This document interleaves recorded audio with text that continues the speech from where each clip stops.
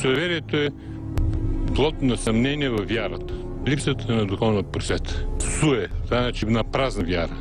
Това е вяра в недействителни неща, в фалшиви стойности.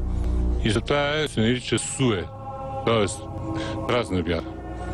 Т.е. не вярваш в истинските ценности, които също са свързани с вярата в Бога, а хората си създават своя вяра, която също е подобна на езическите вярвания. Ще му помислите за невъзпитан, ако ви попитам вие дали сте суеверен за нещо? Вижте, ще разстремим се да си изяснявам всички съмнения. Когато и по-скоро при нас има състояние на маловерие, на слаба вяра, поради това, че определени пунктове от вярата не са ни изяснени.